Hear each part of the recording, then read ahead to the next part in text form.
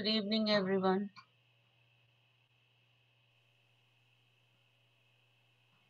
Good evening, ma'am. Good evening.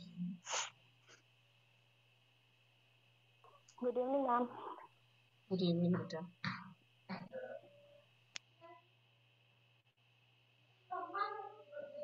Thank you, Atman. Adi, can you please shut the door?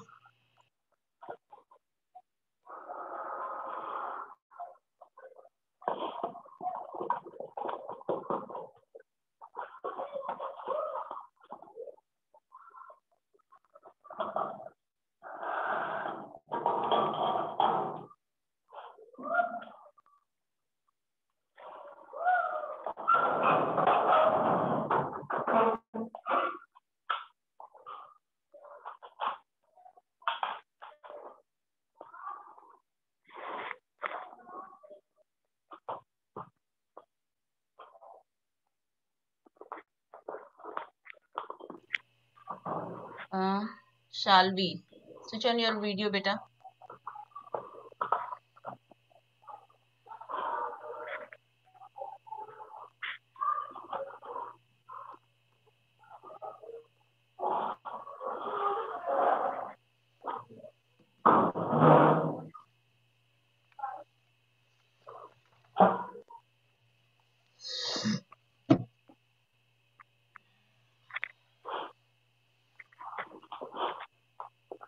Should I start now?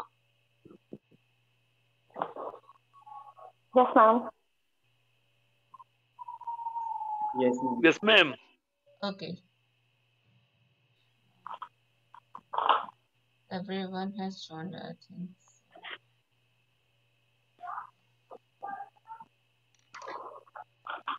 Shall we? Can you hear me? Hello. Yes, good evening. Very good evening. Can you switch on your video? Ma'am actually मैं अयोध्या में हूँ। मेरी नानू जी की death हो गई थी, तो यहाँ पे वैसा माहौल नहीं है कि मैं video Okay, clip yeah. On कर सकूँ। Okay, understand. Okay, got it. So I am so Okay. Sorry ma'am for this. No, it's okay. So, तो कल की आपकी जो क्लास थी, that was based on Egyptian art, and today's topic is art of Greece, यूनान की कला। पढ़ा तो है ही आप सबने, I hope. तो yes ma'am.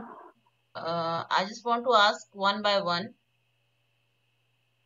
about Greek, whatever you know, the concept, anything. Shashi, unmute please.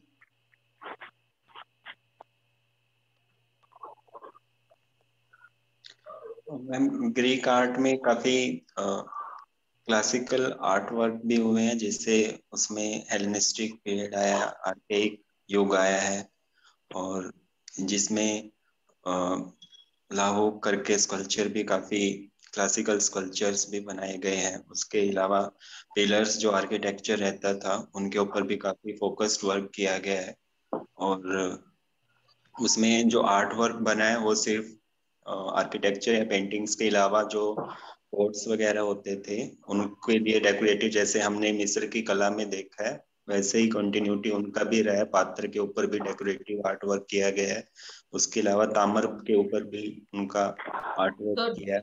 good. Now, Shiva.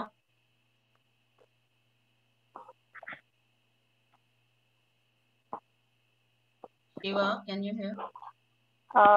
Hello. Yes, Shiva. हाँ yes ma'am, sorry ma'am Greek for art के लिए कुछ आपको बताना है, आपने कुछ पढ़ा है इससे related? Yes ma'am, Greek art के स्कल्पचर्स के बारे में थोड़ा बहुत पढ़ा है, और ये फिदियास वगैरह इन सब के बारे में थोड़ा थोड़ा पढ़ा है। अभी जैसे भैया ने बात करी वो सब चीजों में जी। Okay, shall we, I can leave you. मैं जानती हूँ तुम इस समय कंडीशन में नहीं हो, तो तुम वन साइडेड सुन सकते हो। कहाँ है ये मिस्टर, कहाँ गए वो? देवेंद्र जी, देवेंद्र, आप सुन रहे हैं? हाँ मैम सुन रहा हूँ। तो अब हमें हाँ भी मैम सुन सुनाइए रहा कुछ। हूँ। आपने कुछ पढ़ा है? आपने कल कहा था कि मैम कल ग्रीक है तो मैं पढ़ के आऊंगा, एंड यू हाँ मैम लव थोड़ा बहुत ही हिस्ट्री। पढ़ा है मैम। मैम थोड़ा ओके, बहुत ही पढ़ा है मैंने, ज्यादा नहीं पढ़ा है मैंने मैम। ओके, कोई बात नहीं।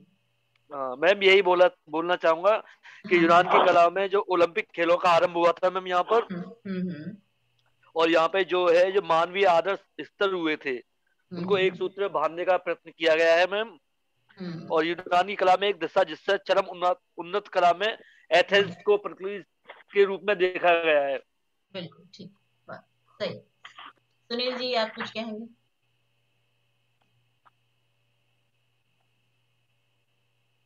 अनम्यूट कीजिए।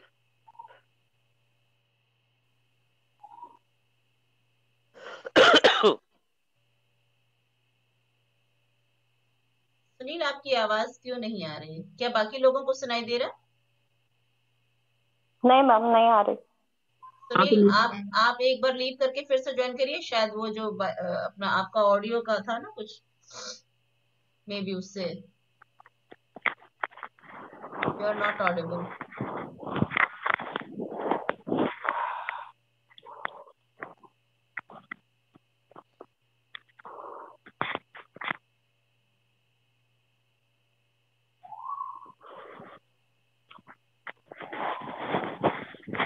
मैम यस बेटा।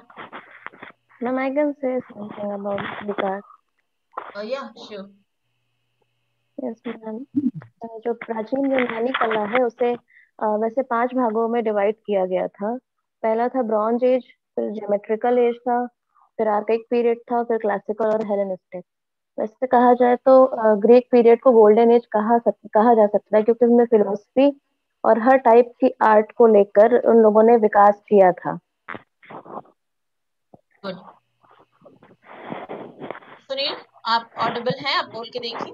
सुनाई दे रहा है ना? हाँ, नाउ क्लियर है। यस। ऑफकोर्स जो शास्त्रीय कला है वो अपने आप में एक बहुत ही चरम उन्नति पे थी, कि उस टाइम का बहुत ही हाइपर रियलिस्टिक वर्क हमें इस कल्चर्स में अभी भी देखने को मिलता है। और जैसे थियोनियस ऐसे करके बहुत सारे उनके आर्टिस्ट थे जिन्होंने इस कल्चर्स में बहुत काम किया। जैसे डिस्को बॉलर, डिस्को ऐसे करके कई सारे, मतलब जो उस टाइम की जो बेस्ट जो मूर्तियां हैं जो अभी भी खंडित हमें मिलती ओके ओके गुड। सभी ने बोल लिया है। कम से कम एक चीज ये है कि ऐसा कोई भी नहीं है इनमें से जिसने ग्रीक के बारे में मैम बेसिक एक चीज और बोलनी थी मैम, मुझे ध्यान नहीं रहा मैम अभी बोलने का। श्योर ये था मैम श्योर कि ये जो यूनानी कला थी, मेरे दिमाग से वो पॉइंट आया नहीं था, लेकिन अब मैं बोल देता हूँ कि ये मैंने नियमों में बंधकर ये कला बनी थी मैम। ये पॉप के अधीन होकर जो कलाकार काम करते थे वह शास्त्रीय कला में कार्य किया करते थे, जिसे हम यूनानी कला के रूप में जानते हैं। अभी आप मध्यकाल पे नहीं आए हैं और आप क्रिश्चियनिटी कभी नहीं आए हैं, इसलिए अभी आप पोप का नाम नहीं ले सकते। एंशियंट ग्रीक की हम लोग बात कर रहे हैं, और एंशियंट ग्रीक में अभी आपका जो क्रिश्चियन धर्म है अभी इस समय तक नहीं है। जब बाद में एंट्री होती है तब हम अभी एंशियंट ग्रीक की बात कर रहे हैं। अच्छा अच्छा अच्छा, ठीक है मैम, क्लियर है? Okay now clear. I start and I take a tour to Greek direct. ठीक है, अभी मैं स्क्रीन शेयर करूं। Before that I just want to say something about the Greek on the whole, है ना, summarise वे में about the Greek art. ठीक है ना। जो पहला शास्त्रीय काल कहा गया, शास्त्रीय का मतलब ही होता है कि जो बिल्कुल एक्यूरेट नियम सिद्धांतों को फॉलो करके, चाहे वो संगीत है या चाहे वो मूर्ति है चाहे वो चित्र है, जब आप उसके विधानों को पालन करते हुए, उसके सभी सिद्धांतों का पालन करते हुए कोई काम करते हैं तो वो शास्त्रीय कहलाता है। ठीक है। जैसे आप संगीत की बात करते हैं, आप क्लासिकल हर चीज का बेस है। इसी तरह से चाहे वो चित्र हो चाहे मूर्ति हो, सभी के आयाम है, सभी के सिद्धांत है। आप अपना षडंग पढ़ते हैं तो जिस भी चित्र, जिस भी मूर्ति, जिस भी आर्किटेक्चर में उसके बेसिक सारे नियमों का पालन किया गया है, और उसको बिल्कुल चरम पे, केवल नियम पालन नहीं, उसमें और बहुत सी क्वालिटीज ऐड हुई हैं जिन्होंने उसको शास्त्रीय कला का दर्जा दिया है। अगर हम ग्रीक की बात करते हैं तो आप ग्रीक में आपने देवेंद्र ने अभी एक रेफरेंस दिया कि वहां पे ओलंपिक्स की शुरुआत हुई। ठीक है, ओलंपिक की शुरुआत हुई जहां पे, जिस कंट्री में शारीरिक सौष्ठव का बहुत ख्याल रखा जाता है, वहां खेलों का बहुत महत्व दिया गया। ठीक है, ये जितने भी खेल होते थे शारीरिक,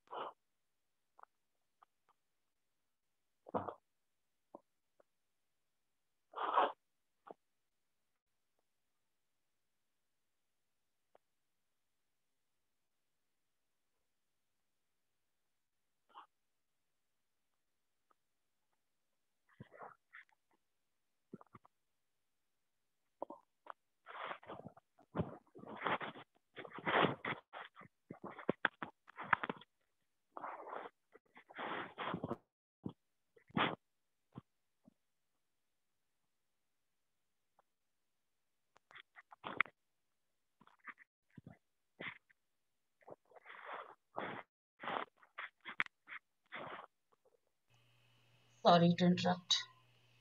ठीक है, तो आप अभी मूर्तियों की बात कर रहे थे, क्लासिकल मूर्तियों की बात कर रहे थे।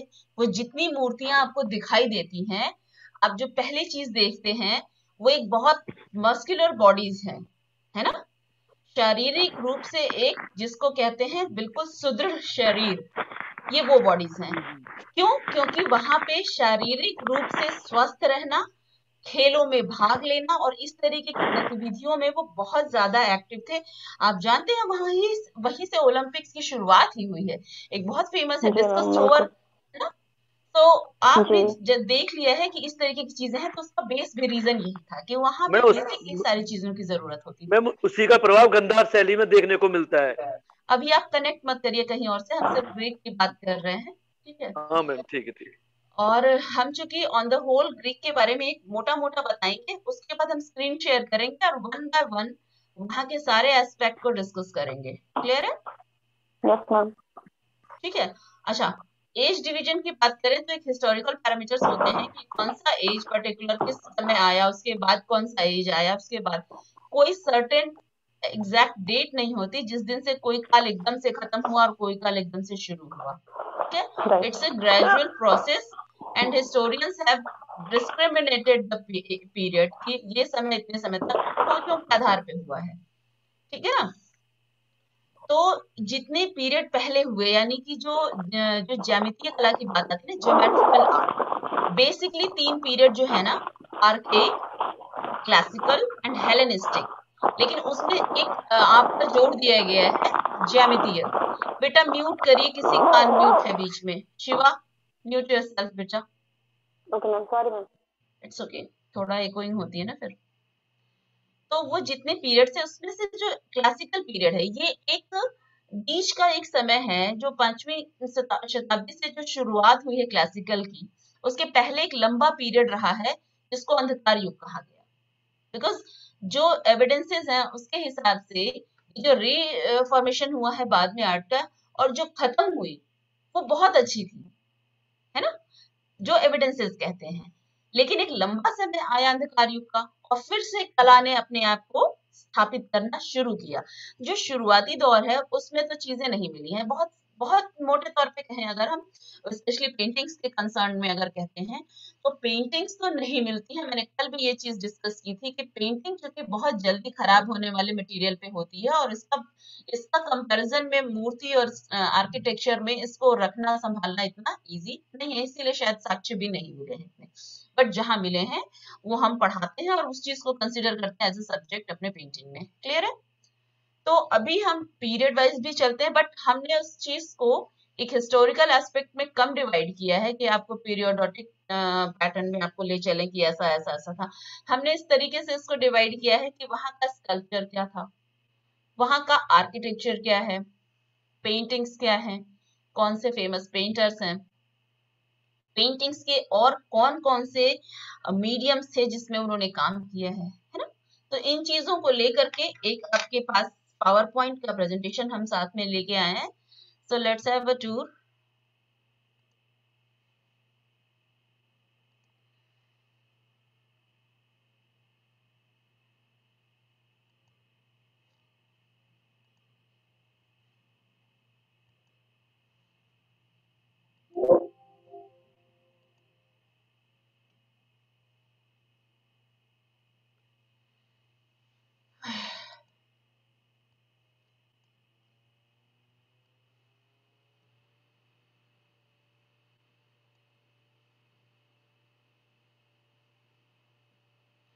आर्ट ऑफ ग्रीक, जब हम आर्ट की बात करते हैं तो इसमें सारी कलाएं समाहित हैं। ठीक है ना, चित्रकला, मूर्ति कला, वास्तुकला, जो और तमाम अन्य कलाएं हैं वो सभी इसमें समाहित हैं।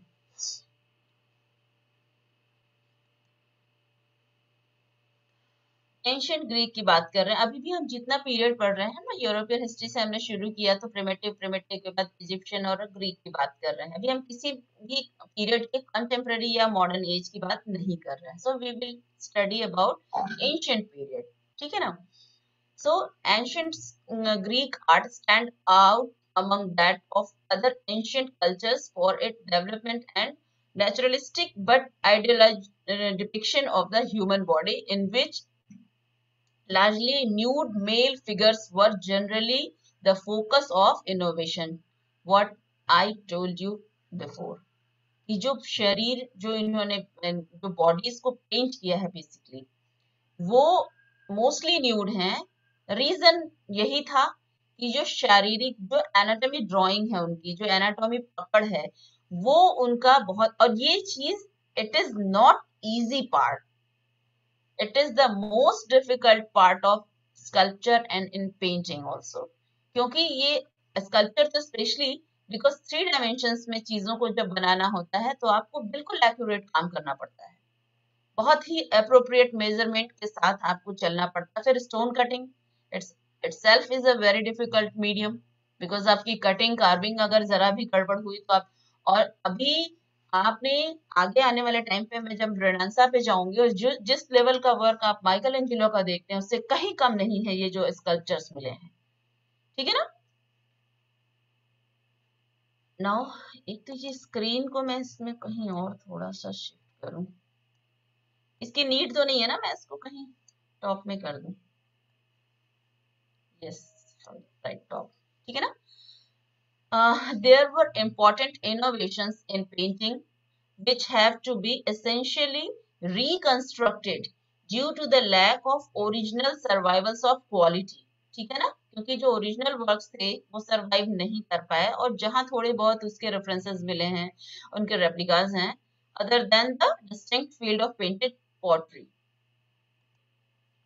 अब यहाँ से हम आर्केइक एज की बात करते हैं कि जो आर्केइक एज में बेसिकली हमने यहाँ से, अब जो पॉटरी है वो पॉटरी आपकी आएगी, लेकिन अभी आर्केइक एज में जो चीजें मिली हैं वो यहाँ से आपको इम्प्रेशंस के साथ किस जगह पे ये क्या बने हुए हैं चीजें, ये सब मेंशन्ड है। Do I need to read all this और you can read it yourself?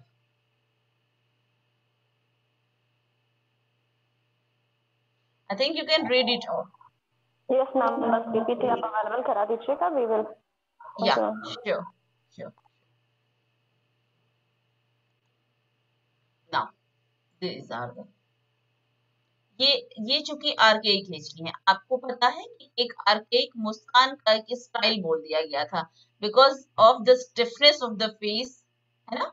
ये जो फेस के जितने जिस तरीके के आप ये स्माइल देख रहे हैं, इस तरीके के फेसेस देख रहे हैं, ये फेसेस देख रहे हैं, तो ये एक, इसमें किसी तरीके का बहुत मूवमेंट नहीं है, लचीलापन या जो एक क्लासिकनेस जो होती है, it's not present here in archaic age. Clear? Now the classical age. Can you see this human figure? Though it is nude, but can you see the abs? These are the muscles. ये जितनी study है ये बताती है कि किस level पे वहां काम होता था, है ना, किस लेवल का काम वहां पे किया गया है। क्लासिकल बोलने के पीछे there are so many reasons कि उसको क्लासिकल कहा। It's very detailing also. Yeah, in the coming slide you will see the more detailed work. And like जो सबसे जो फेमस जिसके समय में सबसे ज्यादा काम हुआ है, that is, देखिए आर्केइक में जो चीज बताई गई है ना कि ये जो स्पेशली मुस्कान थी, वो चीज अब धीरे धीरे गायब होती है जब यहाँ पे हम आते हैं।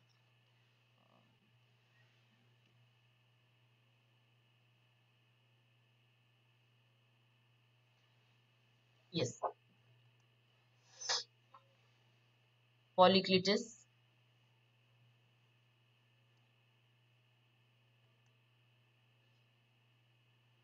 अच्छा देखिए, बात हमने शुरू की थी तो थोड़ी सी चीजों को साथ में और बताएं। आप जानते हैं कि जो फिलोसोफर्स हैं वहां पे वो भी बहुत फेमस हैं ग्रीक के, और जो सौंदर्य यानी जो एस्थेटिकल वैल्यूज हैं, इनकी जो अप्रोच थी ना ग्रीक वासियों की, बहुत जबरदस्त थी। उनके लिए सौंदर्य का बिल्कुल एप्रोप्रिएट चीज होनी जरूरी है, बिल्कुल सही चीज होनी जरूरी है। That was the reason behind कि उनकी स्टडी इतनी डीप है। आप जानते हैं कि जो इनके जो एक्रोपोलिस जो माउंटेन पीक है उस पे जो पार्थेनन मंदिर का एक पार्ट बचा हुआ है, that is called as a ideal structure, है ना। एफ्रोडाइटी की जो है वो आइडियल लेडी की है, ज्यूस की जो है वो आइडियल मेल की है, यानी कि एक आइडियल जो फिगर बनाए गए हैं, ये सारे फिगर्स जितने थे उनको एक आइडियल मान के और सौंदर्य की दृष्टि से पराकाष्ठा मानी गई है कि यहाँ पे जो आर्टिस्ट, अच्छा जो स्कल्पचर बने हैं, जिस पीरियड में स्कल्पचर बने हैं, बताते हैं कि जो जो इसके एविडेंसेस हैं कि हर तीसरा आदमी मूर्तिकार था, मतलब इतना काम करते थे लोग। और जो राजसत्ता का जो एक्सपेंडिचर था वो भी बहुत ज्यादा था, क्योंकि जो जो आर्किटेक्चर मिले हैं, आर्किटेक्चर में इनबिल्ट स्कल्पचर के पार्ट्स मिले हैं, दैट शोज कि कितना काम होता है वहां पे, किस तरीके का काम उन्होंने किया है। मैराथन यूथ, मैराथन की बात कर रहे हैं ना, आप देख सकते हैं 4th सेंचुरी बीसी। ये ये जो पीरियड है ये क्लासिकल एज का चल रहा है अभी, ठीक है ना।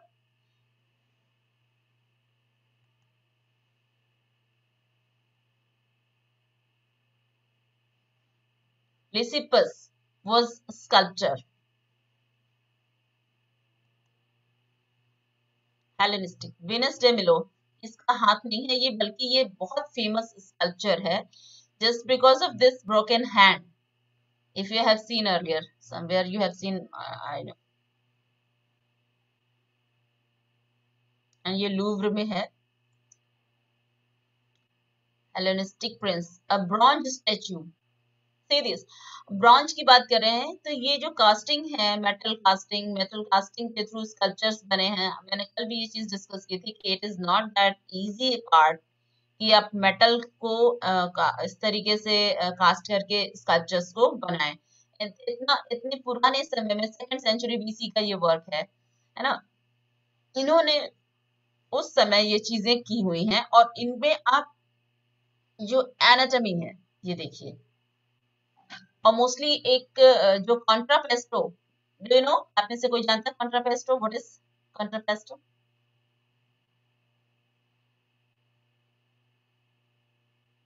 किसी ने नाम सुना है इसमें से?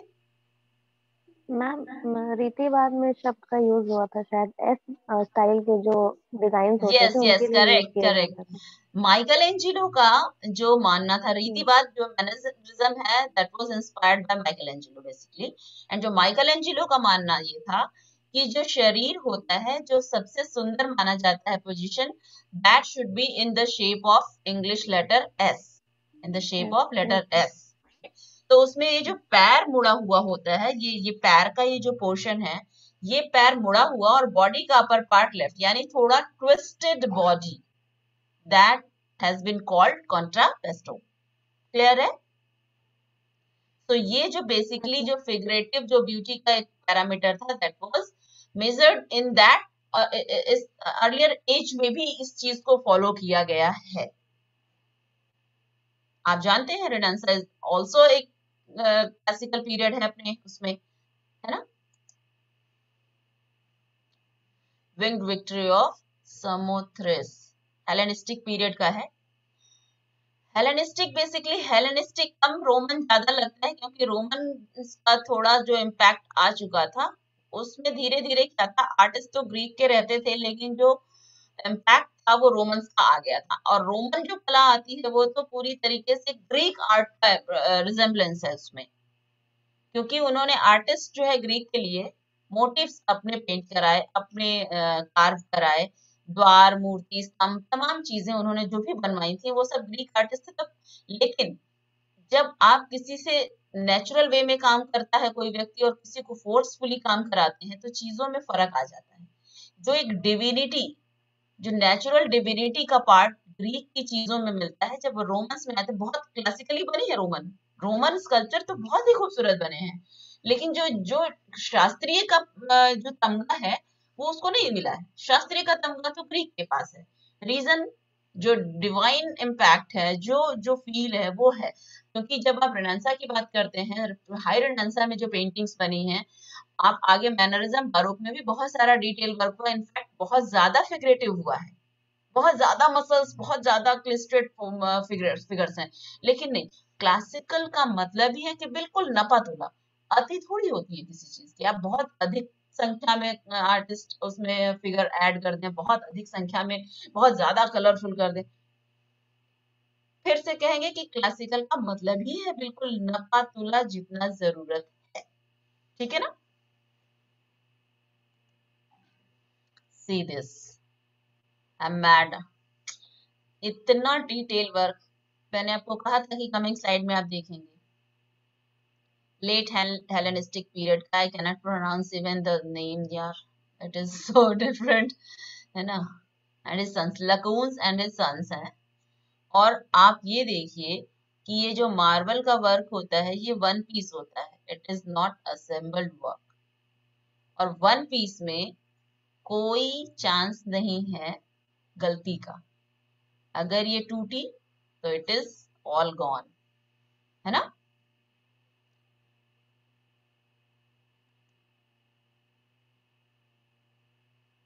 लेट हेलेनिस्टिक में ये ब्रॉन्ज का है जॉकी, एथेंस के म्यूजियम में स्टोर्ड है। ना पॉटरी, आपने पढ़ा होगा लाल आकृति चित्रण, श्वेत आकृति चित्रण, श्याम आकृति चित्रण, यानी जो पॉटरी है वो बहुत मिली, यानी कि पेंटिंग्स का जो एक बहुत बड़ा हिस्सा हम जब पढ़ने पे जाते हैं तो वो हमें पात्रों पे ही देखने को मिलता है। अब ये 3-4 तरीके की शैली है, इसी में पूरी बॉडी और फिगर्स ब्लैक हैं, ठीक है, तो वो श्वेत आकृति शैली है जहां पे ब्लैक ही बैकग्राउंड है और लाइट कलर का फिगर और ये है, उसको श्वेत आकृति, और श्वेत यानी लाल आकृति में श्वेत और उसका भी प्रयोग किया गया। तो ये 3 तरीके की पॉटरीज मिलती हैं, आप देख सकते हैं इसमें। प्रोटो ज्योमेट्रिक, ज्योमेट्रिक पीरियड के हैं ये, लेट ज्योमेट्रिक का है ये, ब्लैक फिगर देखिए,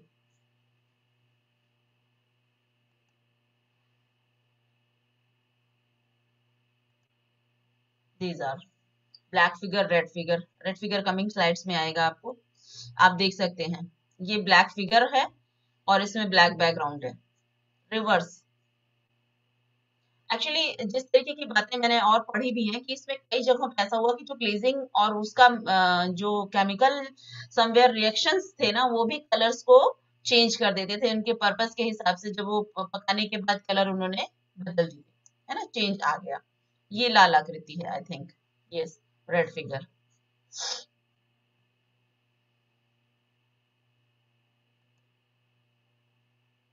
ब्लैक फिगर। अब ये चूंकि पॉट इसलिए इंपॉर्टेंट है कि ये जो पेंटिंग का पॉइंट ऑफ व्यू है वो यहाँ आपको देखने को मिलता है, दिखाई दे रहा होगा आपको, I hope. Yes ma'am. Architecture,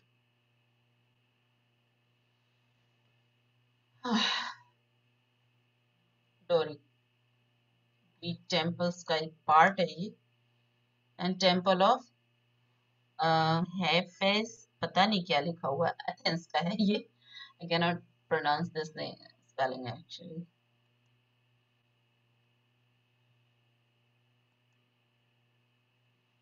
ये थिएटर, ओपन एयर, इसको एम्फी थिएटर भी कहा गया है। आप रोम में देखते हैं कोलोसियम जो बना हुआ है वो एम्फी थिएटर ही है, बेसिकली ओपन जिसको कहते हैं।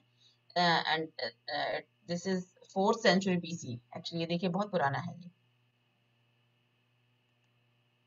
एंड सी दिस एक्रोपोलिस, ये जो पहाड़ी जिसका है इसका नाम एक्रोपोलिस है, और इस पे ये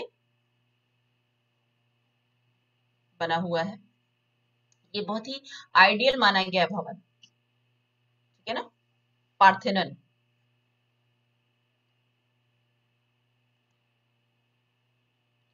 now coming to the painting part, panel and wall paintings, है ना, most common and respected form of art according to authors like Pliny and Pausanias were panel paintings, because panel paintings जो हैं वो फिर भी कहीं ना कहीं थोड़े प्रिजर्व फॉर्म में हैं, वॉल थोड़ी कम से कम जहाँ पे है इंटरनल पार्ट वो नेचुरल लाइट और वाटर सोर्स से सेफ रहता है, तो उसके चांसेस थोड़े से हैं बेटर कि वो बच जाते हैं, ठीक है। This panel, a group of painted wooden tablets found near Pisa, Greek में है ये भी। सिंपोजियम, एक्चुअली सिंपोजियम का मीनिंग ये था कि ये जो मेल जो ये सेलिब्रेट कर रहे हैं, it was like after the meal, है ना, after the dinner when they used to drink and with music they enjoy, so उस फेज को, उस टाइम को वो सिंपोजियम बोलते थे, और this painting is based on that part. Clear है?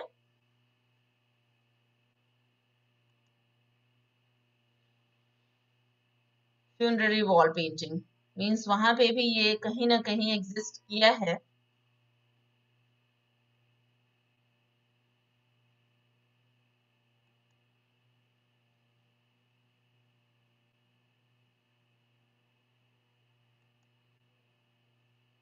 ये फ्रेस्को है,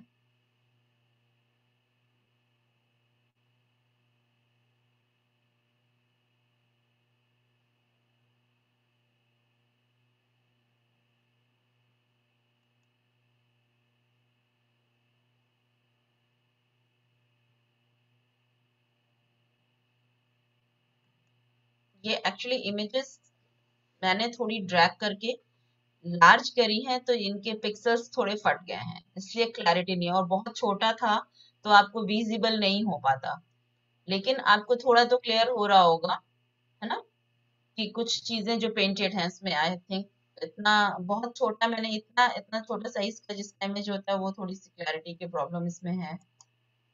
it is better clear. Macedonian एक राजवंश बोला गया, मैसेडोनियन कमनेनियन, दो वहां पे नाम ऐसे जो फेमस थे। टेपेस्ट्री,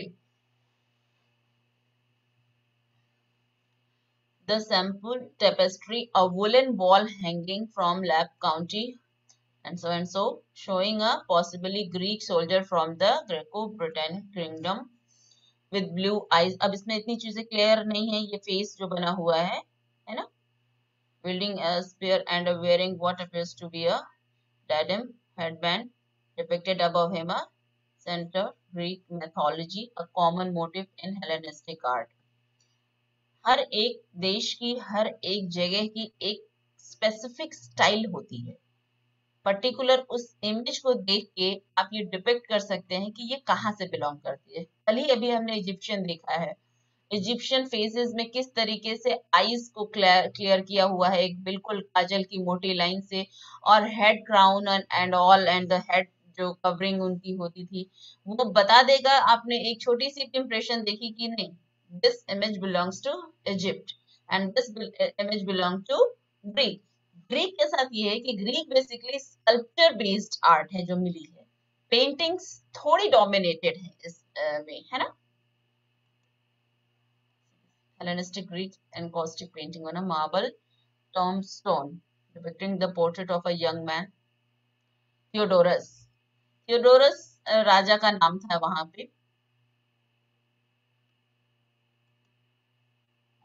The painters, Agatharchus, ये इनकी एक्चुअली पेंटिंग मैंने ट्राई की, बट मुझे अभी टाइम थोड़ा कम मिला, तो मैंने इनकी पेंटिंग अभी इसमें इनबिल्ट नहीं, इसमें इंसर्ट करने का समय कम मिला मुझे थोड़ा, तो मैंने अभी थोड़ी डिटेल इनकी डाली है। लेटर ऑन मैं इसको जब थोड़ा इम्प्रोवाइज कर दूंगी, then I will share to your group. Okay, तो आपके लिए ये हमेशा के लिए आपको थोड़ा सा हेल्प हो जाएगी। अपेलीज, इनकी ये painting, I found this painting, reconstruction of a mosaic depiction. Mosaic, you know, I hope. Do you know mosaic? Yes, ma'am. What is this? Ma'am छोटे छोटे टुकड़ों से जब, हाँ मैम, कांच के छोटे छोटे टुकड़ों को करके वो बनाया जाता था। यस, मार्बल के, ग्लास के स्मॉल साइज पीसेस को जॉइन करके चीजों को बनाना was called mosaic.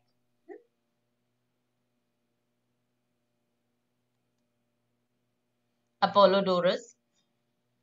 Unfortunately, I didn't get any painting of this artist. Pharesius, एक स्टोरी आपको जरूर बताऊंगी, Pharesius and Zeuxias. इसमें अभी वो इम्प्रेशन इसमें मैं इंसर्ट नहीं कर पाई। I have that image, but I couldn't show insert that image. Pharesius and Zeuxias, इनकी एक ऐसी स्केच है, और जिसके बिहाफ पे कुछ जो डॉक्यूमेंटेशन में चीजें मेंशन्ड है कि ये दोनों ही बहुत ही कॉम्पिटिटिव स्पिरिट के आर्टिस्ट थे, and both were very excellent in realistic paintings. दोनों का काम जो था बहुत ज्यादा रियलिस्टिक माना गया था, कि वो बहुत ही अच्छा पेंट करते थे।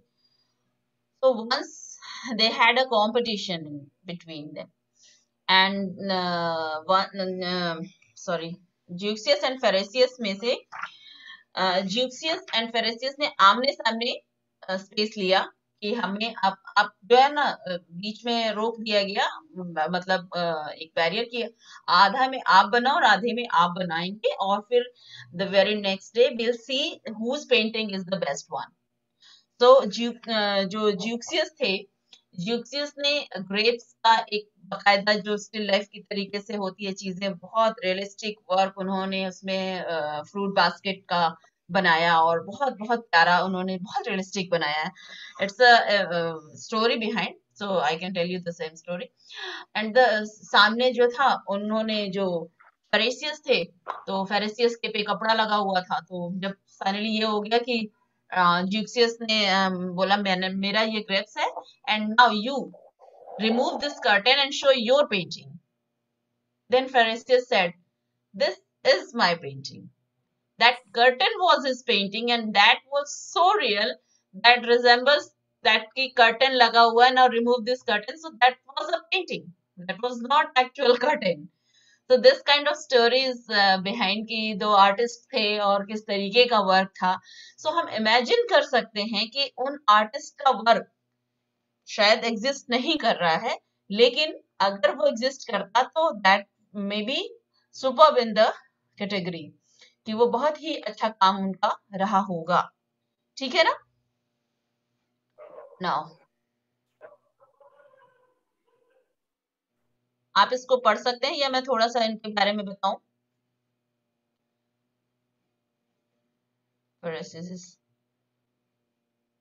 Let us move to the next one. Zeuxias choosing his models.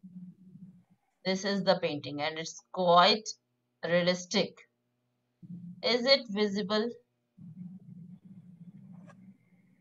Yes, ma'am.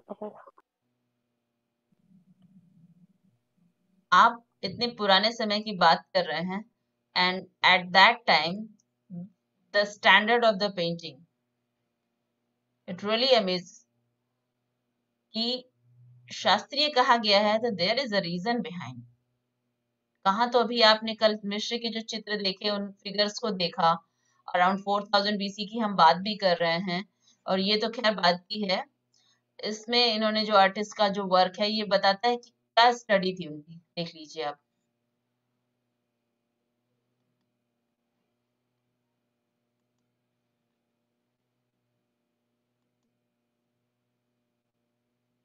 Again, Zeuxis choosing his models for the image of Helen from among the girls of Croton. Actually, जो study का level होता था ना, that was very vast. They didn't do anything without study. अभी आपने जितने sculptures देखे हैं, do you really think without study इस तरीके की डीप स्टडी की जा सकती है? और all of a sudden it is next to impossible. There is a very deep study and deep knowledge they have got, है ना? और इस कदर उन्होंने इसकी स्टडी की थी कि इस तरीके आप ये जितने ये अगर आप specifically, it is not very much clear, it is little bit blur, but ये पैर आप देखिए, it's very difficult. It is not that easy to paint hand and legs and feet, and the level of realism, the folds, the fabric, the color combination and the perspective. तो ये चीजों में आप perspective देख रहे हैं. इसका ये सीधा मतलब है कि उस समय तक जो चित्रों के सिद्धांत थे उनको क्लियर थे. Perspective, anatomy drawing, colour composition, spacing, composition के जो बेसिक डिटेल जो नीड्स होती हैं, they all have fulfilled.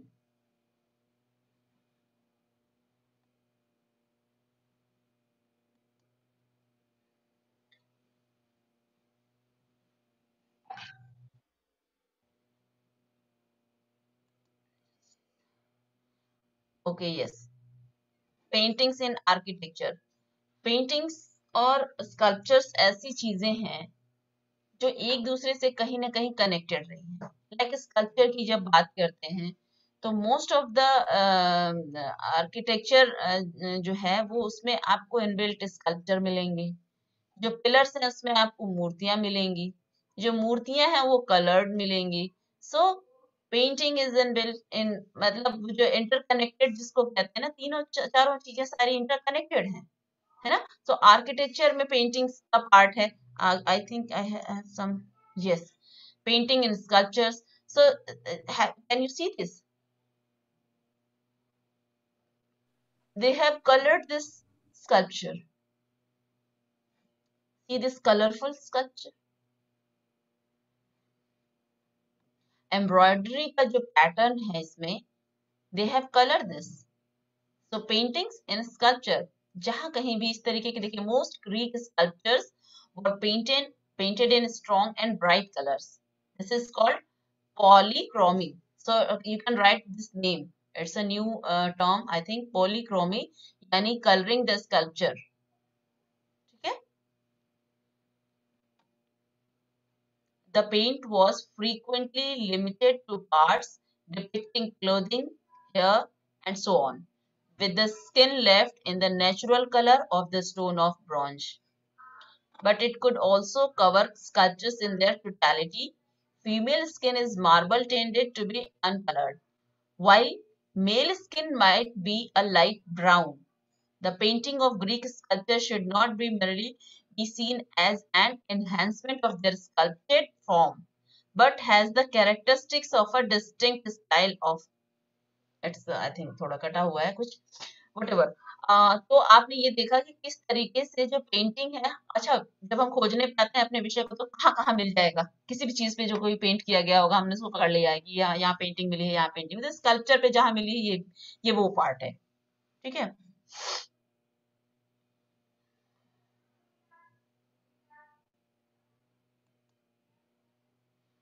Vase painting है ना, the most copious evidence of ancient Greek painting survives in the form of vase paintings. बहुत तरीके के पॉटरी में जो मिले हैं ना, क्रैकर, क्रिटिक्स, बहुत नाम है different according to the shape of the pot. वो different shapes के pot के names अलग थे और वो उसके according ही उनका pronunciation था कि particular this vase is called this name with this name, है ना। I think somewhere I have written.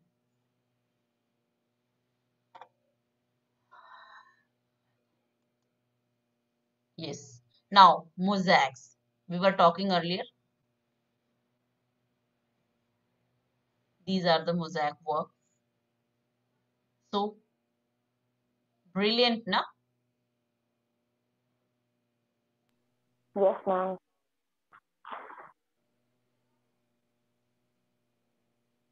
Painting और मूर्ति I'm giving you the time to watch it carefully. आप देख सकते हैं कि न केवल मोजाइक तो एक टेक्निक हो गई, ठीक है ना, कि what material they have used stone, they have used glass particles and they made this. लेकिन आप ये देखिए कि इतनी डिफिकल्ट मीडियम में इन्होंने किस तरीके से फिगरेटिव डिटेल्स को दिखाया, एनिमल्स की भी डिटेल्स को दिखाया है, दो it is not very clear but you can see, I hope.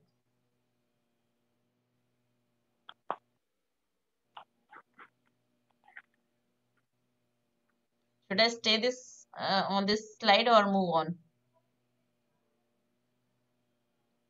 Have you seen this? आपको अगर कहीं लगता है तो you can take a screenshot also, है ना, जिन पॉइंट्स को आपको लग रहा है कि थोड़े रेयर से हैं, you can take a screenshot. ये हंटिंग के हैं ये दोनों scene, it is written the stag hunt mosaic, stag this one.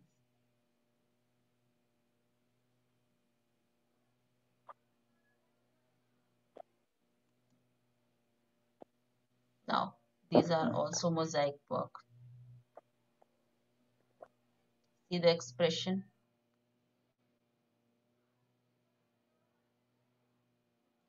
Means ये थोड़े से बहुत जगहों पे खराब है, like this painting is damaged, this is also a little bit damaged, है ना, ये भी किसी तरीके से restored हैं, but आप चीजें थोड़ी जरूर छत अवस्था में है, लेकिन आप ये जरूर इसमें क्लियर हो रहा है कि जो वर्क का स्टैंडर्ड है वो कितना रिच था.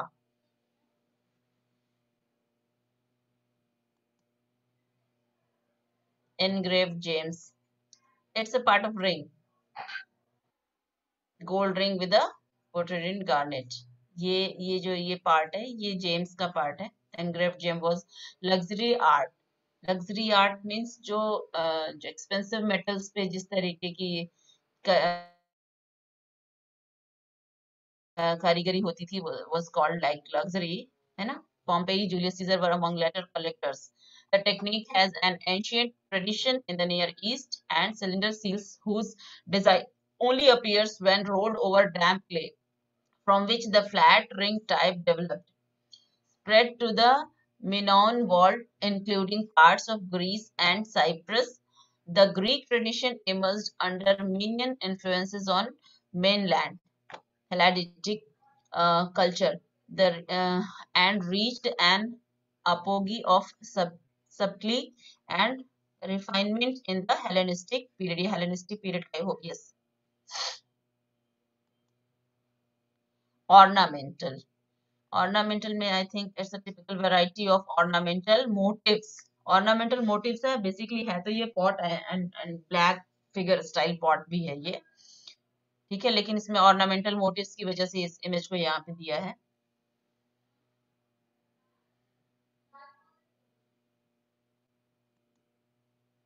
Now coin design. So I tried to cover every aspect of their creation. जिस भी चीज पे उन्होंने किसी भी तरीके की क्रिएटिविटी की है वो सारी चीजें थोड़ी कवर अप हो जाएं. लाइक कॉइन्स के डिजाइन आप देख लीजिए. इट्स रिलीफ बेसिकली, आप जानते हैं relief. So you can see this. I think this is gold, this is silver, bronze में भी होगा ये शायद. I don't know the material, which kind of material is this, but आप फेस देख के पहचान सकते हैं कि it's a Greek style of face, है ना. दे वर वॉरियर्स. इनमें आप आगे अभी अगर आपने पढ़ा होगा इनका एक पेलोपोनेशियन युद्ध बहुत लंबा चला था, है ना.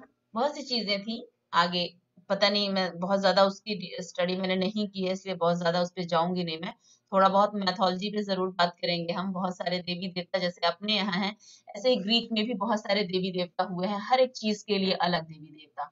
आपको याद होगा एक बहुत फेमस कार्टून आता था at my childhood, Hercules juice का बेटा, है ना. आपने देखा होगा. अभी भी बहुत सारी चीजें ऐसी हैं. तो ऐसे बहुत सारे मिथ्स, मैथोलॉजीज एंड कनेक्शंस हैं जो इनके चित्रों में, पेंटिंग्स में, स्कल्पचर्स में, रिलीफ्स में आपको देखने को मिलते हैं.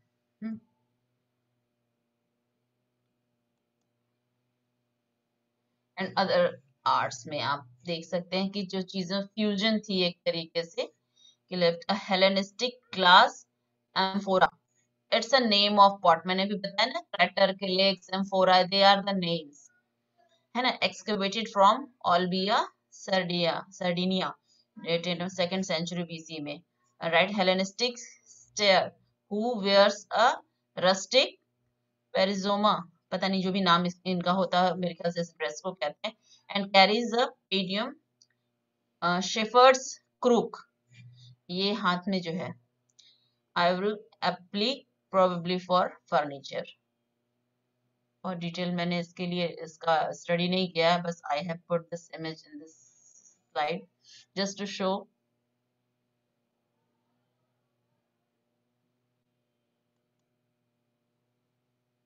Historiography. Buddhist frieze of Gandhar with devotees holding platen leaves in Hellenistic style inside Corinthian columns, 1st and 2nd century, है ना. Buddhist Pakistan, Victoria and Albert Museum. It's a new term also, historiography.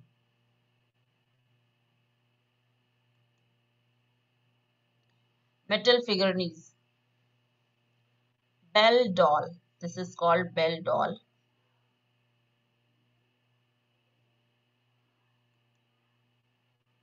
Century BC bronze के हैं.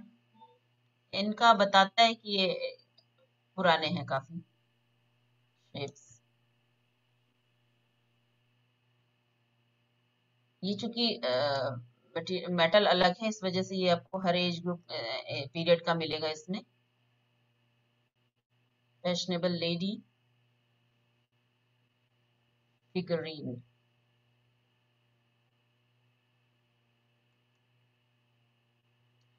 Pottery vessel in the shape of Aphrodite, a shell described in the. Now that's it. ये slide यहाँ पे खत्म हो गई है. वैसे तो अभी बहुत सारे पॉइंट लेफ्ट रह गए हैं but I couldn't get the enough time to prepare this slide. I think आपको बताने के लिए इतना काफी था कि आप ग्रीक की जो बेसिक चीजें हैं उसमें थैंक यू बेटा. Let me stop share now. So how was the slide? Very interesting. बहुत यस मैम, बहुत अच्छा लगा मैम.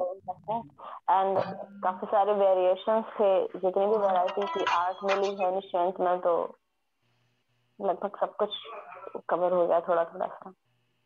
Right, देखिए it is not that easy कि आप सिर्फ 1.5 घंटे में किसी पूरी देश की सारी चीजों को कवर कर दें, है ना. मैं कुछ नहीं, मैं टेक्निक्स जो हमें मैडम जो पढ़ते थे उनके जी. माध्यम से मैं सिर्फ टेक्निक्स पता चली कि किस तरीके से वो लोग क्या क्या कर सकते थे. किताबों में पढ़ा तो था लेकिन जो बेसिक टेक्निक्स है वो नहीं पढ़ पाए कभी हम.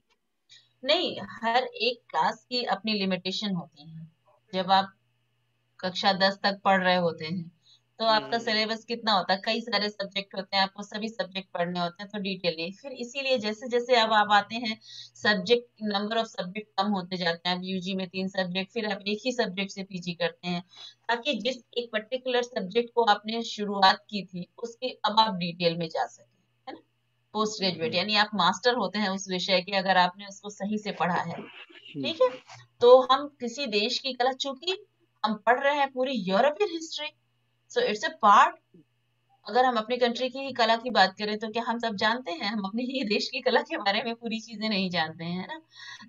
Actually history is not to learn something कि आपको सब चीज याद रहे. Like I don't have learn, मेरे को याद नहीं है कि आप बहुत सी चीजें में नाम पूछूं या किसी कि कौन कहाँ पैदा हुआ, कब कितने सन में पैदा हुआ मरा. ये तो तब की बात होती है ना जब आप किसी कंपटीशन के लिए जा रहे हो तो आपको क्वेश्चन सॉल्व करने हैं, तो आपको you should know about the dates and the places and the names etc.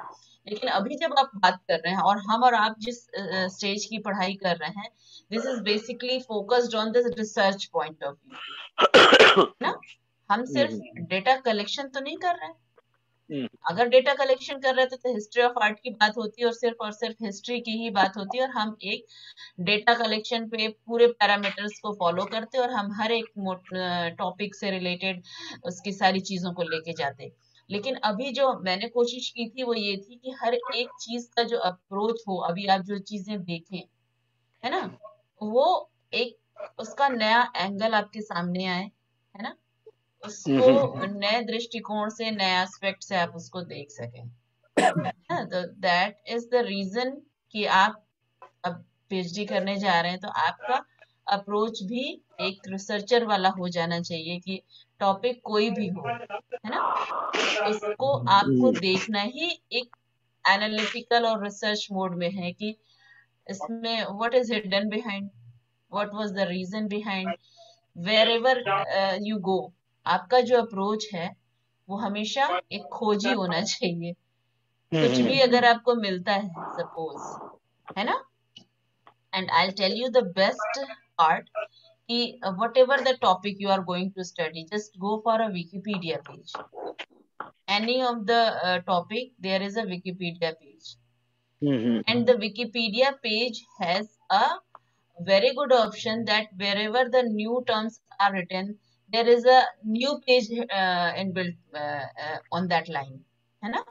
जो ब्लू लाइंस में अलग से चीजें होंगी, अगर आपको लगता है कि ये पर्टिकुलर चीज क्या है, wherever if you click that line you will go to that particular detail. So you can have that much data, that much images and so much detail related to the topic if you are searching for. आप जिस भी चीज पे, किसी नए topic पे आप अगर बात करने चाहते हैं, तो अगर आप इस अप्रोच को लेके खोजेंगे, definitely you will get the appropriate thing, है ना. Yes, ma'am. So let us discuss something more about these things because we have left 30 minutes more and I'm tired. मैं morning से बोल ही रही हूँ आज.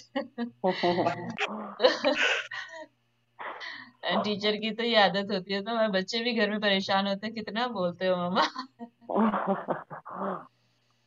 So I just want to know something from your side. So you can, by that way you can give me a break. Sunil sir, you are our leader. You. Yes, I'm your mentor. Yes, I am. And I'm always there for you all. Anytime. You can call me, you can ask me. You can come to my department also. We have a big library. And number दे दीजिए ma'am.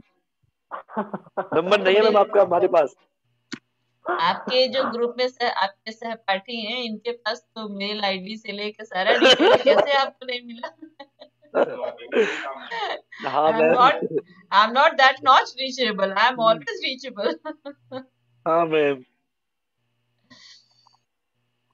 तो मुझे ऐसा लगता है कि हमने Greek के बारे में बात की, थोड़ी चीजें मैं एक बार अपने चीजों को एक बार रिफ्रेश कर लूं। मे बी कुछ चीजें अगर लेफ्ट हैं इसमें तो शायद उसको we can discuss now, we have time. Can I read something in front of you? Yes, ma'am. If you don't mind. Yes. है ना? By that way I can tell you something more about, because I have not learned and I can tell you by reading also. Huh? Yes.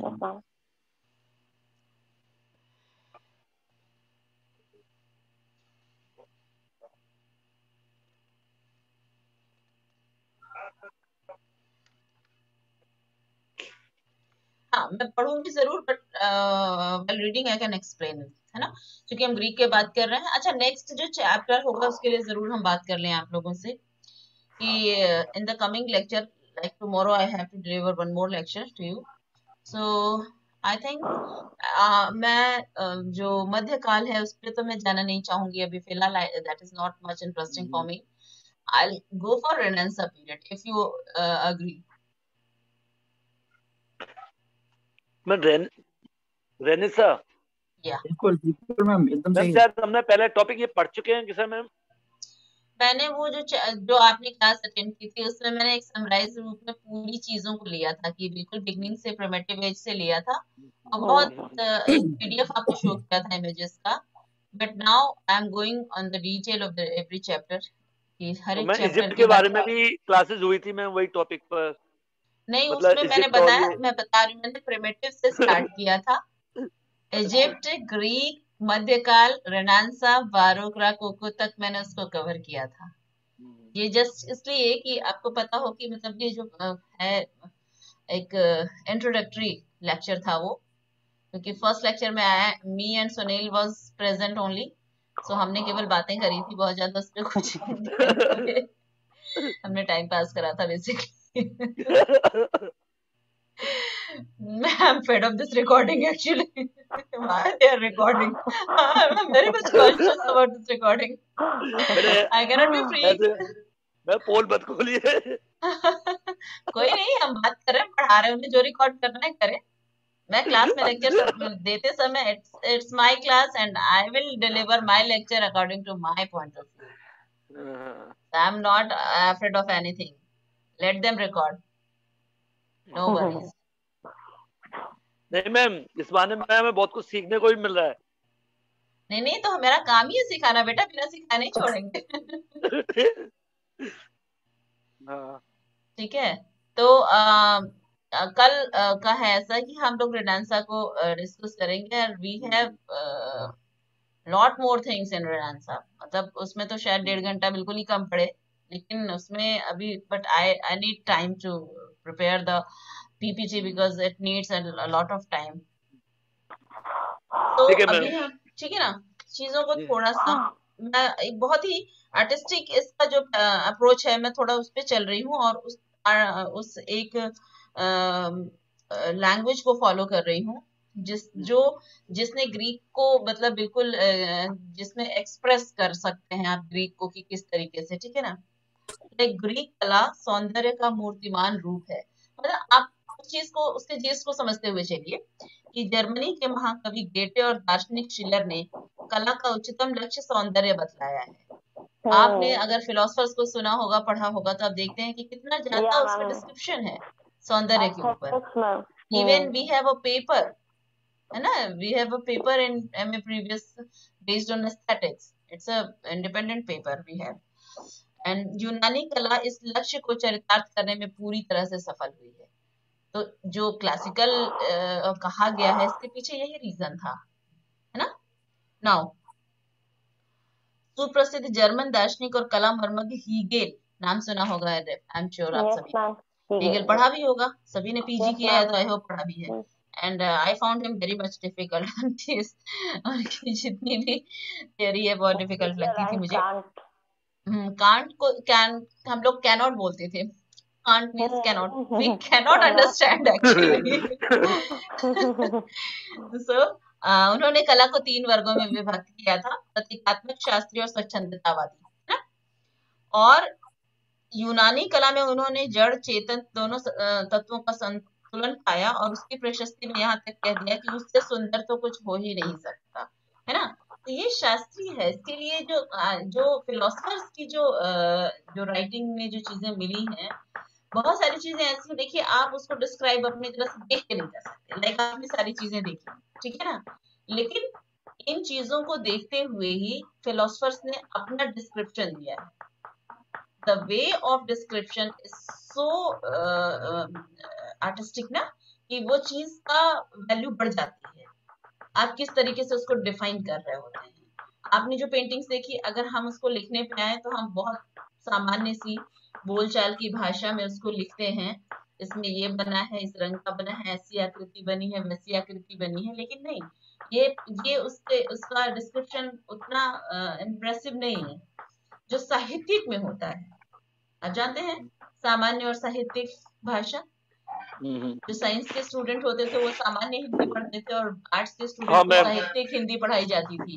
Science side वाले भाषा, yes, तो साहित्यिक science side वाले भाषा पढ़ते थे और आर्ट साइड वाले साहित्य में। यस, तो वो डिफिकल्ट होती है चीजें थोड़ी सी, और उसका प्रेजेंटेशन डिफरेंट हो जाता है। लाइक ग्रीक वासी अंतरतम हृदय से सौंदर्य की उपासना करते थे, सौंदर्य उनका मूल धर्म था। और पेरिक्लीज, yes, I forgot this name at the time of I was delivering the lecture that time. पेरिक्लीज के शासन में प्रत्येक तीसरा व्यक्ति मूर्तिकार था। इट्स जस्ट एक ऐसा नहीं कि काउंटिंग में सच में बता दिया कि हर तीसरा आदमी मूर्तिकार हो गया, कहने का ये मतलब है कि 1/3 पर्सन या इतने सारे लोग ऐसे थे जो स्कल्पचर को बहुत स्पेशली इसको अप्लाई करते थे, काम करते थे और दिखाते भी थे, है ना। और मानव आकृति में ग्रीक मूर्तिकारों ने जो लालित्य उत्पन्न किया, जो उसे पूर्णत्व दिया है, उसे शब्दों में वर्णित नहीं किया। This is the way how they have described the sculpture, the art. Like महानतम कलाकृति की यही पराकाष्ठा है। अपोलो की मूर्ति पुरुष आकृति के लिए, एफ्रोडाइटी की मूर्ति जो स्त्री आकृति के लिए, और पार्थेनन मंदिर जो मैंने अभी दिखाया। I have a image, I have taken a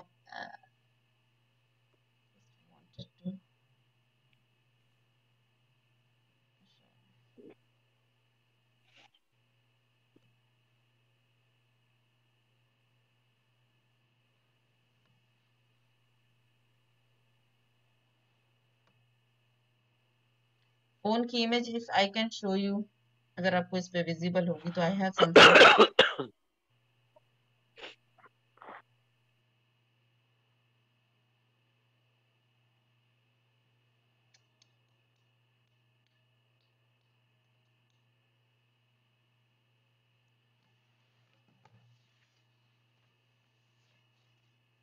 नहीं मिल नहीं रही है।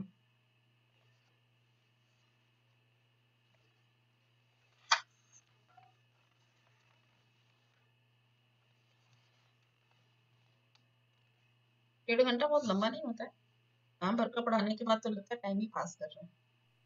हाँ मैम, मैं चाहती थी हाँ बेटा, मैम एक ये पूछना था कि अगर हम स्कल्पचर्स बनाते हैं जैसे क्ले से या पीओपी से या किसी से भी, तो उनको अगर वैसे तो आर्ट फॉर्म में तो उसको एक ही कलर में रखते हैं, बट अगर हमें उससे कलरफुल बनाना है एंटिक के हिसाब से तो कौन से कलर उसके लिए बेहतर रहते हैं? बेटा देखो, I am not a sculptor, so मैंने जो देखा है, और हम मेरे यहाँ हृदय सर जिस तरीके से कलर कराते हैं, तो वो तो जब क्ले से बनवाते हैं और when it comes becomes dry, जब वो सूख जाता है तो एनामल पेंट कराते हैं उसको। और एनामल पेंट चूंकि कोटेड होता है और आफ्टर जब वो सूख जाता है तो फिर वो टॉयलेट नहीं होता है, खराब नहीं होता है, तो you can apply a thick coat of enamel paint, by that way you can colour it also. Ma'am DAV college में सिल्क स्क्रीन है क्या? नहीं बेटा, प्रिंट का हमारे यहाँ जो पेपर होता है उसमें बेसिकली हम अभी लिनो पे हमारे यहाँ काम होता है, क्योंकि हमारे पास और कोई मीडियम अभी प्रिंट से रिलेटेड नहीं है। We have a machine but that is not in function, so students only cut lino. Print making में सिर्फ अभी हम लोग लिनो पे ही काम कराते हैं। मैम मेरी बड़ी इच्छा थी मैम मतलब सिल्क स्क्रीन सीखने की, मैंने लिनो और वुड पे तो किया है मैम। तो ये बेसिकली किसी कॉलेज में तो मुझे नहीं लगता कि आपको इस नहीं तरीके मैम, आगरा कॉलेज में था मैम, वहाँ पर मनीषा धोरे मैम थी मैम सिल्क स्क्रीन सिखाने के लिए। अच्छा अच्छा अच्छा, मनीषा धोरे, फिर इंदु मैम ने सिखाया था, तो इंदु जोशी मैम ने हमें वुड पे और मतलब लिनो कटवाया था मैम बस, और सिल्क स्क्रीन नहीं सीख पाए थे हम, बड़ा अफसोस रहा कि सीख लेते तो अच्छा रहता मैम। वैसे कोई भी मीडियम, कोई भी फॉर्म जो है कभी भी सीखे वो हमेशा ही अच्छा होता है, बस आपके इंटरेस्ट की चीज होनी चाहिए उसमें। तो अगर पेंटिंग आप कर रहे होते हैं तो पेंटिंग का भी बहुत सारा तरीका है। मैं ये नहीं कहूंगी कि कौन से फॉर्म्स हैं, लेकिन आप पेंटिंग करते हैं तो आपकी अपनी चॉइस का होना चाहिए। अगर आप सिल्क यानी कि सेरीग्राफी की बात कर रहे हैं ना आप, हाँ मैम, ग्राफिक्स से सेरीग्राफी जब सिल्क पे करते हैं उसको सेरीग्राफी कहते हैं, पत्थर पे करते हैं उसको लिथोग्राफी कहते हैं, है ना। इस तरीके की चीजें हैं, एचिंग है, केमिकल से कटिंग होती है, एचिंग है। तो प्रिंट के सबके अपने मीडियम की वजह से सबकी जो टर्मिनोलॉजी है वो डिफरेंट हो जाती है, नाम अलग अलग हो जाते हैं, है ना। I should have make some more slides, मेरा टाइम ही नहीं पास हो रहा है। बड़े गपशप पे लड़ा लीजिए तुरंत हो जाए। पक्का ये लोग मुझे अगली क्लास नहीं देंगे, बोले ये बातें करती है क्यों। I would be very happy. Ma'am ऐसा करते हैं, गंधार कला के बारे में बताइए मैम आप। नहीं गंधार कला पे पढ़ के नहीं है, क्या है, मैं गाय पे नहीं बनी याद करके नहीं, तो पूछ रहे हो। टॉपिक अलग है तो वो अलग टॉपिक पे कैसे बात? नहीं ये बात तो ठीक है। जब हम किसी पर्टिकुलर टॉपिक को बात करें, हाँ मैंने अभी ग्रीक पढ़ाया, इससे कंसर्न कोई आप इश्यूज हैं तो today we can discuss that. Greek art में सबसे ज्यादा जो हाईलाइटेड है वो क्या है? स्कल्पचर और स्कल्पचर, नो डाउट स्कल्पचर है। और जो एनाटॉमी है, जो मैंने अभी बताया कि मस्कुलर बॉडीज के जो फॉर्म्स बने हुए हैं वो, और दूसरी चीज ये कि वो अभी परसिस्ट कर रहे हैं, आपको मिले हैं, आपको देखने को मिल रहे हैं। मैं बार बार कह रही हूँ कि जब पेंटिंग्स की बात आती है तो पेंटिंग्स आर नॉट फाउंड। क्यूसियस फेरेसियस का जो अभी एक कॉन्टेक्स्ट आया उसमें तो यही था कि वो साक्ष्य मिला है कि ऐसी पेंटिंग्स बनी, वो पेंटिंग्स तो नहीं मिली है ना। तो बहुत सारी चीजें जो ग्रंथों में लिखी हैं उस समय पे उपलब्ध रही होंगी, लेकिन समय, देश काल, परिस्थिति के अनुसार वो आज के समय में वो प्राप्त नहीं है, तो फिर है ना, इसलिए। सुनील जी आप बताएं। मैं कह रहा हूँ कि हेलेनिस्टिक युग की एक विशेषता ये भी थी कि मतलब उपलब्धि कह सकते हैं कि जिसमें उन्होंने सामूहिक रूप से जो मूर्तियां बनाई थी ना, यानी कि जिसमें लाइकून एक फेमस है, जिसमें ये उपलब्धि थी उनकी कि उन्होंने स्टैचू को एक ग्रुप के फॉर्म में भी बनाने की कोशिश की थी। बिल्कुल। और हेलेनिस्टिक को, जब हेलेनिस्टिक की बात करते हैं तो हेलेनिस्टिक को रोमन इम्पैक्ट की वजह से भी जाना जाता है, आप अगर पढ़ें। मैम ये जो लाकून एंड सन्स स्कल्पचर है, इसे कार्विंग उसमें रखा है ना, ये कार्विंग स्कल्पचर है, बेसिक प्रॉपर कार्विंग, क्योंकि स्टोन को तो कट करके ही किया जाता है, बनाया जाता है। बिल्कुल वही चीज है ना, तो इसी स्टोन का पूरा है, उसी में से उभारा गया है। यस, जैसे आगे आप माइकल एंजेलो को पढ़ते हैं, जो भी स्कल्पचर है, एक्चुअली बेसिकली जितने भी स्कल्पचर्स हैं वो कार्व करके ही है, मेटल ढाला गया है, मेटल कास्ट करके बनते हैं, है ना, कि उनका मोल्ड बनता है पहले, उसके बाद उसको उसमें ढाला जाता है पर्टिकुलर कौन सा मेटल है। लेकिन जब हम स्टोन की बात करते हैं, वुड की बात करते हैं, तो वो कार्व करके बनता है ना। और जब मार्बल की बात करते हैं तो it becomes more difficult, because ना केवल कार्विंग, आप देखते हैं कि कितनी स्मूथनिंग है मार्बल का। जो स्मूथनिंग है, आप ये देखिए कि जब आपकी जो फ्लोरिंग होती है नॉर्मली, आप घर में देखते हैं कि जो मार्बल लगाया जाता है, उसको फिक्सिंग के बाद उसकी एक मशीन होती है जो उसकी पॉलिशिंग करती है। पॉलिशिंग का ये मतलब नहीं होता है कि कोई एक केमिकल लगा के पॉलिश किया जा रहा है।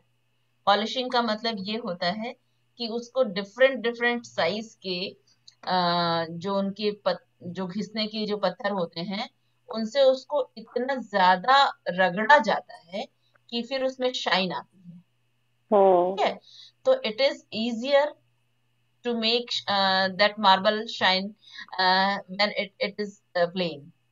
But how they have done when it is in the form of sculpture. एक स्कल्पचर के कितने फोल्ड्स हैं, और आपने कुछ अगर इमेजेस उसमें आपने देखी होंगी कि उसमें जो फोल्ड्स थे कपड़ों के, so much detailed, जो बॉडी पॉस्चर है ना, उसमें जो एब्स हैं, ये जो मसल्स हैं, स्टडी तो अपनी जगह है ही है, फिनिशिंग का भी काम बहुत अच्छा है। बारोक में जैसे आप आगे देखेंगे, बहुत सारे स्कल्पचर्स इतने इतने स्मूथ दिखेंगे आपको। तो इसलिए जो आप ग्रीक की बात कर रहे हैं ना, तो sculpture was the prominent thing, कि उन्होंने स्कल्पचर पे सबसे ज्यादा काम किया है, हर एक समय में है। अब इटालियन रेनेसां की बात जब करेंगे तो आपको देखने को मिलेगी पेंटिंग्स बहुत ज्यादा प्रोमिनेंट है ना, तरीके से हर एक एज की बातें हैं। और shall we, do you want to say something? Ma'am, आपने जो एपिडोरस थिएटर की इमेज दिखाई थी, हाँ बेटा, थिएटर बनने की शुरुआत भी हेलेनिस्टिक पीरियड से ही हुई थी ना, वो पहला थिएटर माना जाता है शायद। आई थिंक मैंने इतना डिटेल में उसको नहीं स्टडी किया। हाँ, इमेज इसलिए दिखाई क्योंकि वो जो ग्रीक का है वो फर्स्ट थिएटर हुआ ही। Yes, amphitheatre basically open air theatre जिसको कहते हैं।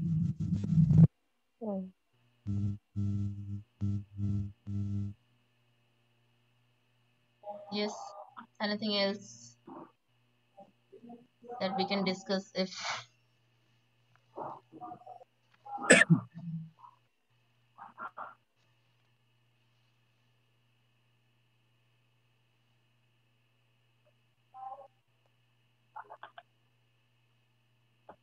यस, पेलोपोनेशियन युद्ध का एक आया था ना, मैंने रेफरेंस वो रह गया, उस पे भी बात कर लेते हैं। हेलेन का जो एक रेफरेंस आता है, नाम बहुत अच्छा लगता है मुझे सुनने में भी, जब भी पढ़ो तो उसके लिए फैंटेसी सी फील होती है ना।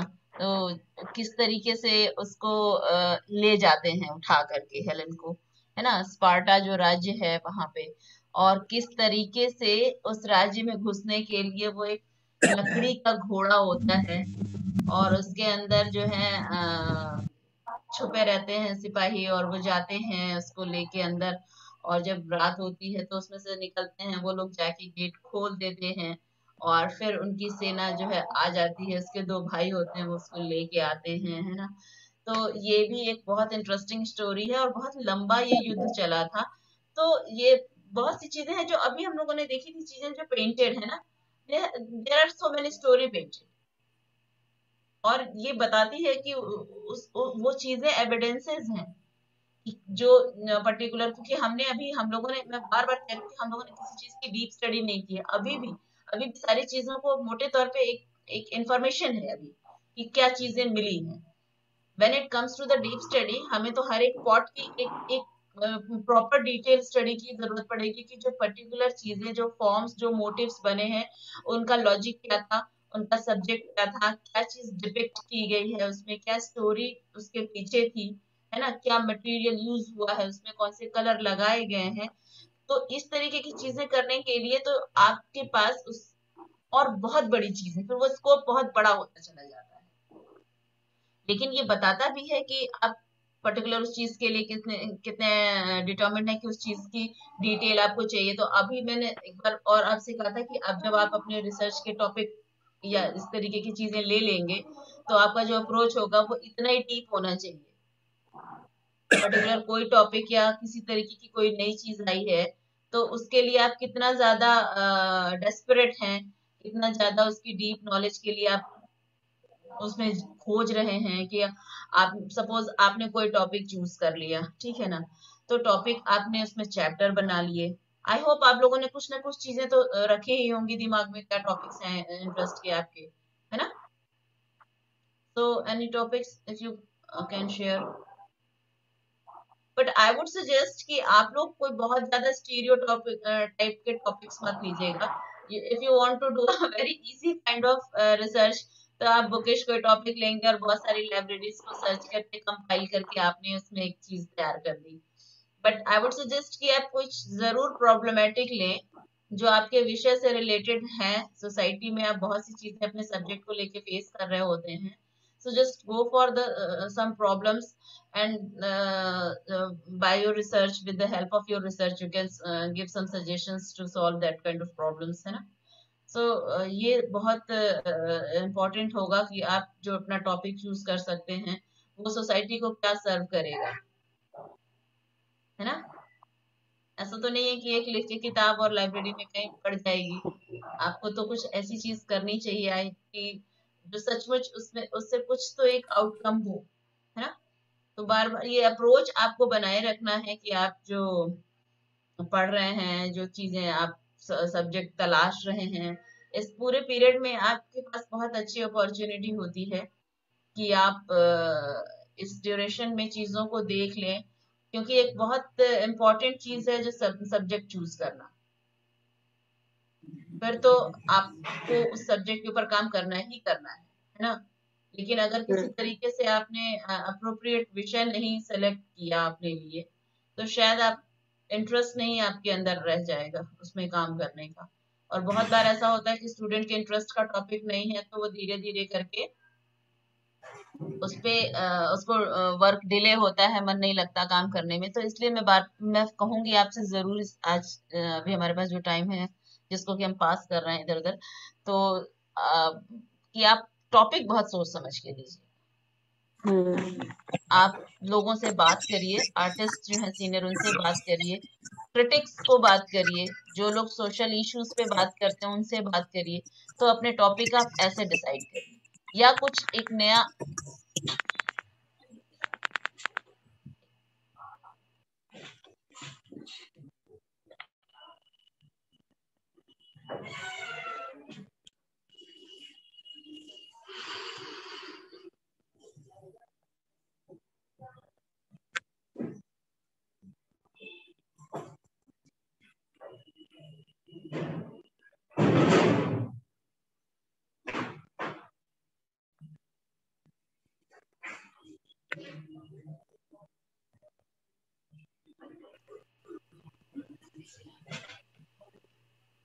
ठीक है।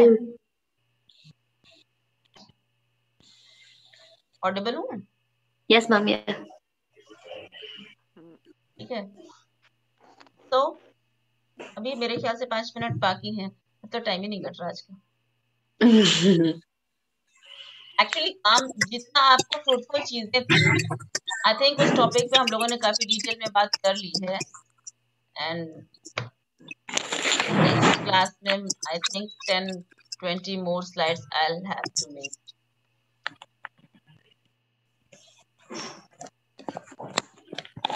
Or is there any time showing?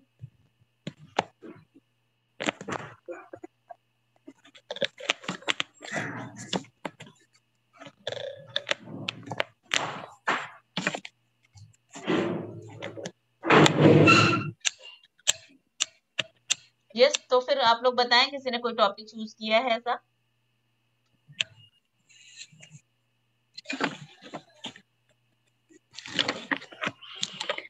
Ma'am मेरे दिमाग में चल रहा था कि मैं ऐसे आर्टिस्ट पे रिसर्च करूं जिनकी पेंटिंग्स में साइकोलॉजिकल इफेक्ट दिखते हैं। इस तरह का कुछ था, मतलब क्लियरली नहीं सोच पाई हूँ कि क्या हो सकता है। पर मुझे इंटरेस्ट काफी रहता है इन चीजों में। ऑब्वियसली तो फिर कोई ना कोई ऐसा आर्टिस्ट फैसिनेट करता होगा उसकी पर्टिकुलर पेंटिंग्स। अगर साइकोलॉजी और इस तरीके की चीजों में इंटरेस्ट है तो ऑब्वियसली ऐसे ही आर्टिस्ट की पेंटिंग अच्छी भी लगती होगी जिसकी बहुत सब्जेक्टिव पेंटिंग्स होती हों। सब्जेक्टिव कहने का मतलब थॉट बेस्ड हैं और देयर आर सम मैसेजेस। जी मैम। देवेंद्र आप बताएं। हाँ मैम। आपने क्या विषय सोचा है? मैम मैंने ये सोचा था कि मथुरा की मूर्ति कला में वास्त्र आभूषण एवं केश सज्जा का कलात्मक दृष्टि से अध्ययन मौर्य काल से गुप्त काल तक, ये मैडम मैंने सोचा था इसे करने का। आपका टॉपिक बताता है आपका हिस्ट्री में काफी इंटरेस्ट है जैसा कल आपने कहा। हाँ मैम, मैंने हिस्ट्री से ही, मैडम मेरे पापा झांसी म्यूजियम से डायरेक्टर भी रहे हैं ना, ओके ग्रेट। तो इसलिए घर में एक माहौल है हिस्ट्री का मैम। बड़े भैया ओके आर्कोलॉजिस्ट है मैम मेरे। ओके ओके ओके पूरी फैमिली का इंटरेस्ट है हिस्ट्री में। हाँ मैम। ग्रेट। और मेरी सिस्टर गोल्ड मेडलिस्ट है मैडम हिस्ट्री से। ओके बड़ी हिस्टोरिकल फैमिली है। Yeah, तो the appropriate word is historical. Adi, please leave. Adi, that's my तो class. इसीलिए I'm मैडम मुझे going recording. इतिहास से बहुत लगाव है मैम। नहीं नहीं नहीं पता चल रहा है पूरी फैमिली का भी लगाव पता चल रहा है। And Salvi, you have you chosen something? Ma'am मेरे मन में कई सारे टॉपिक चल रहे हैं तो अभी मैं क्लियर नहीं हूँ। Okay. मैम मेरे हाँ बेटा बताओ। नहीं मैम आप पहले कैरी कर लीजिए, बाकी लोगों का हो जाए उसके बाद मैं बताती हूँ। सुनील जी। मुझे किसी आर्टिस्ट पे ही करना चाहता हूँ तो अभी मैं क्लियर करूँगा कि मैं किस पे करूँगा। मतलब उनकी पेंटिंग का पब्लिक के ऊपर क्या प्रभाव पड़ता है या वो क्या सोचते हैं, एक ऐसे कोई टॉपिक लेना चाहता हूँ।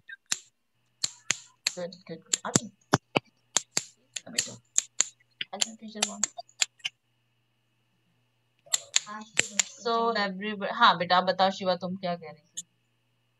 हाँ मैम ये कह रही थी मैं कि मैं जो अपना टॉपिक लेना चाहती हूँ वो कुछ ऐसा जो कंटेम्पररी आर्ट में मतलब जिसकी प्रासंगिकता वर्तमान में है और आगे भी बनी आप रहे। में से किसी को ऐसा नहीं लगता कि अभी सोशल मीडिया के टाइम पे इतनी ऑनलाइन एग्जीबिशन और पेंटिंग्स का virtual presentation, can it be a topic contemporary context में?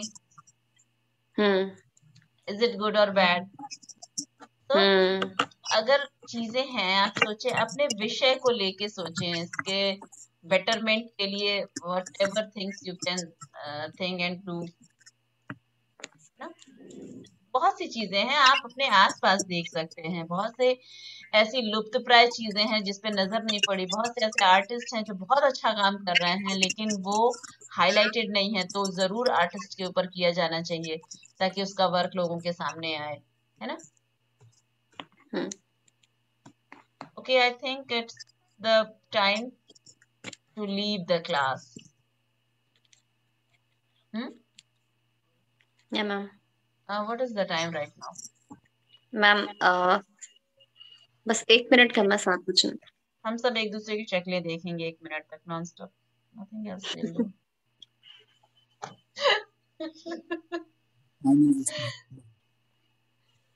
सुनील जी को बहुत हंसी आ रही है।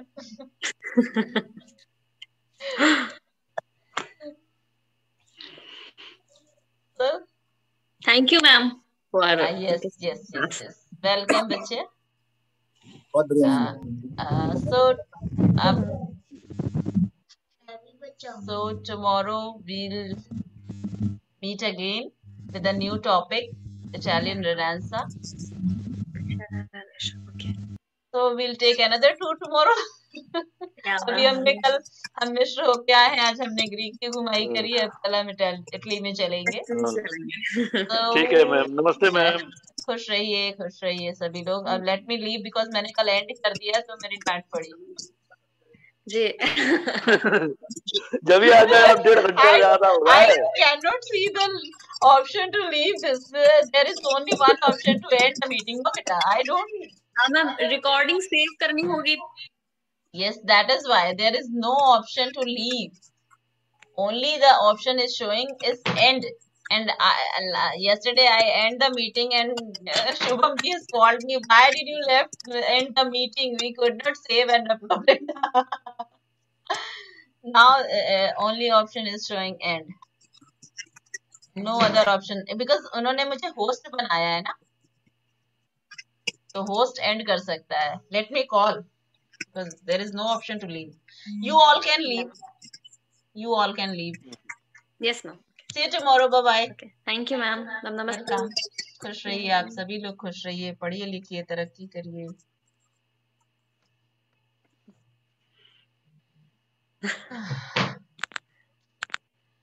From the Adi, it is going recording.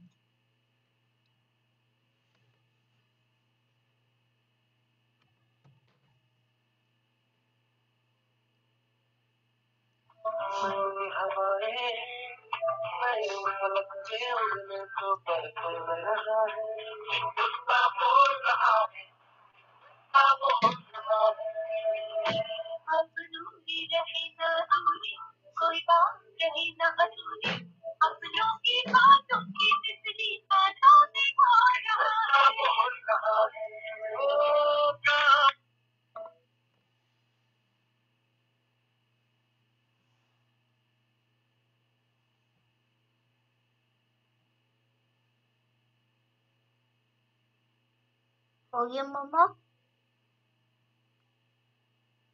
मम्मा हो गया?